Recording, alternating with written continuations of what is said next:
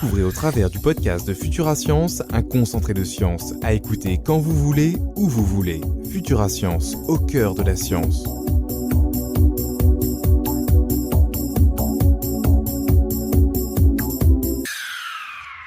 Bonjour. Avant de débuter ce podcast, nous tenons à vous présenter nos excuses pour la non-parution de celui-ci ces 2 dernières semaines. Ceci étant dû à un problème d'ordre technique. Voici les actualités du site futurascience.com pour la semaine du 12 au 18 mars. Le HD-VMD, 4 couches pour un seul DVD.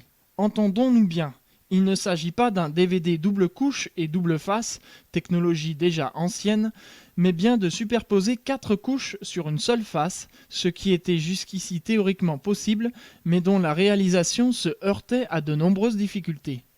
Les fabricants à l'origine de cette prouesse estiment qu'il ne s'agit là que d'un premier pas et que sa capacité actuelle, qui est de 20 gigaoctets, 5 gigaoctets par couche, évoluera rapidement vers des DVD de 30, 40 et 48 gigaoctets. Les fabricants annoncent ainsi que sa technologie est parfaitement adaptable au support à laser bleu et qu'il ne faudra pas s'étonner que Sony ou Toshiba, entre autres, acquièrent une licence pour leur propre production, avec à l'horizon une augmentation conséquente de la capacité enregistrable. Reste une inconnue. Un progrès technologique, c'est bien, mais il n'est rien s'il n'atteint pas le public. Et pour cela, il demeure le passage obligé par les producteurs, notamment les éditeurs et les studios de cinéma. Les fabricants affirment avoir créé un partenariat avec 12 pays comme les États-Unis, la France, l'Allemagne ou la Chine. Mais aucun grand nom du cinéma, aucun major n'a encore été cité. Or, ceux-ci ont déjà tissé des liens très étroits avec le Blu-ray ou le HD-DVD. L'aspect économique des lecteurs HD-VMD primera-t-il ou se révélera-t-il un obstacle ? Pour en savoir plus, rendez-vous dans les actualités scientifiques, catégorie high-tech. Nous vous conseillons aussi la lecture du dossier Blu-ray ou HD-DVD, la guerre du DVD de demain. Titan, après les lacs, les mers de méthane.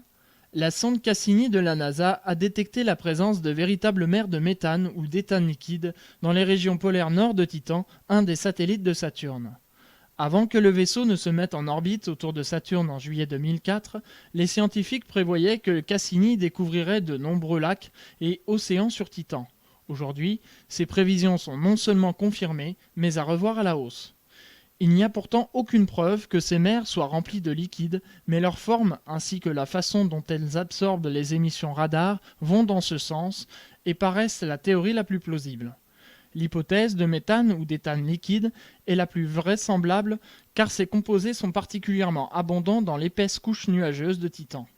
Les imageurs radar qui équipent Cassini ont ainsi englobé une partie importante de la région qui entoure ces étendues et les scientifiques espèrent mettre ces images à profit pour déterminer si les lacs et mers sont bien remplis de liquide. Les chercheurs pensent que la surface de Titan alimente l'atmosphère en méthane et qu'un cycle évaporation-précipitation se produit, ce qui explique la présence d'étendues liquides aussi nombreuses. Pour en savoir plus, rendez-vous dans les actualités scientifiques, catégorie univers. Cette actualité fait partie d'un dossier On en parle, dont la thématique est Mission Cassini-Huygens. Futura Science, au cœur de la science.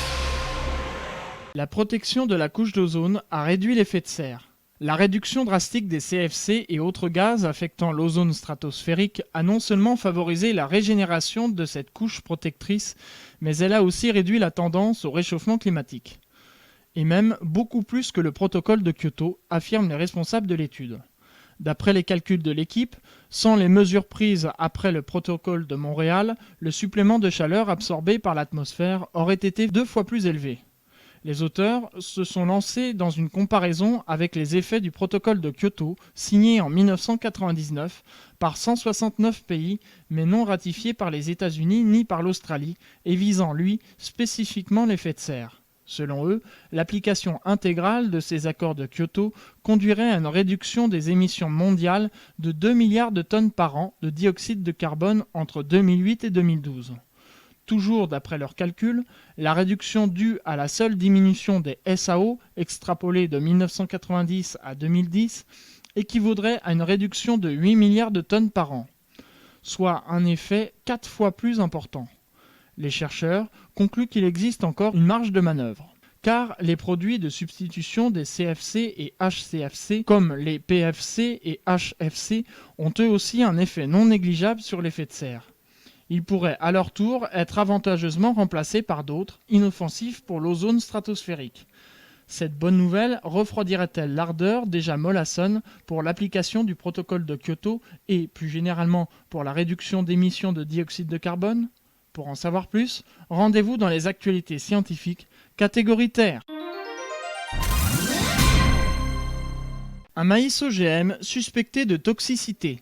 Un maïs transgénique destiné à l'alimentation humaine et autorisé sur le marché en France et en Europe, le Mont 863, se trouve depuis 2 ans au centre d'une polémique sur son innocuité.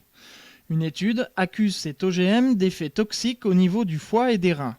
Selon l'étude, l'ingestion de ce maïs OGM entraîne des perturbations parfois sévères de divers paramètres biologiques chez les rats l'ayant reçu en alimentation. Cette expérience, faite sur 400 rats durant 90 jours, révèle plusieurs modifications biologiques portant sur le poids des reins, le poids du foie, le taux de réticulocytes, jeunes globules rouges, les triglycérides, entre autres. La composition chimique des urines est également modifiée avec une réduction de la teneur en sodium et des phosphores pouvant atteindre 35%. Ces effets, que l'on ne peut qualifier d'anodins, varient selon le sexe des animaux. Les chercheurs avaient néanmoins estimé que ces écarts étaient dans les limites de la variabilité naturelle et ne les avaient pas interprétés comme pathologiques. Pour en savoir plus, rendez-vous dans les actualités scientifiques, catégorie vie. Nous vous conseillons aussi la lecture du dossier OGM, un tour d'horizon complet. Futurascience.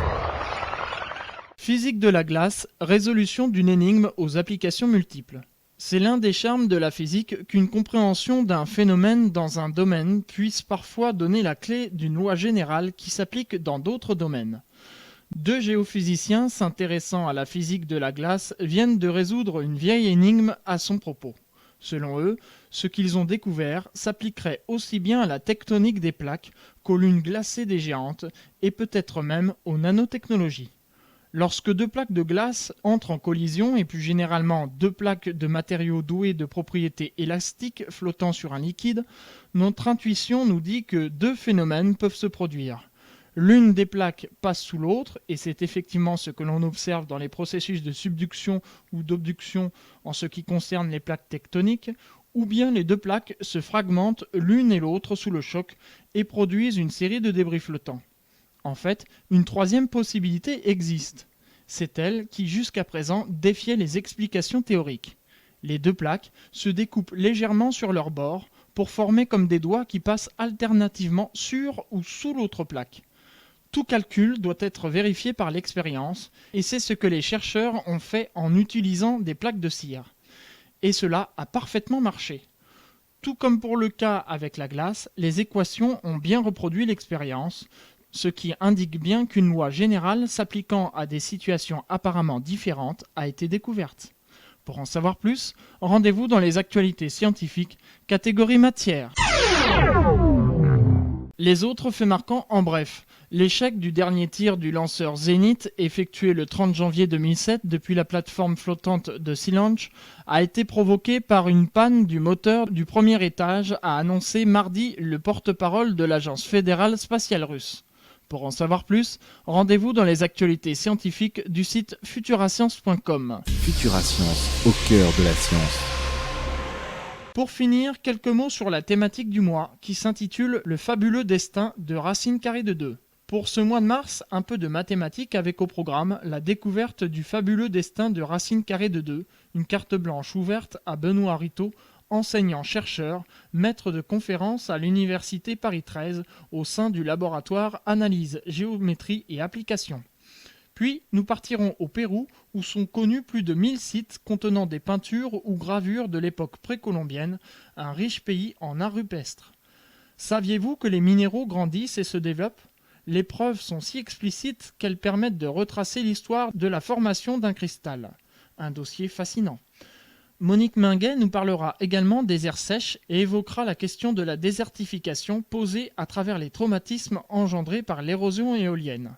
Bonne découverte sur Futurascience. C'était le podcast de Futura Science. Prolongez la découverte sur le www.futura-science.com. Futura Science, au cœur de la science.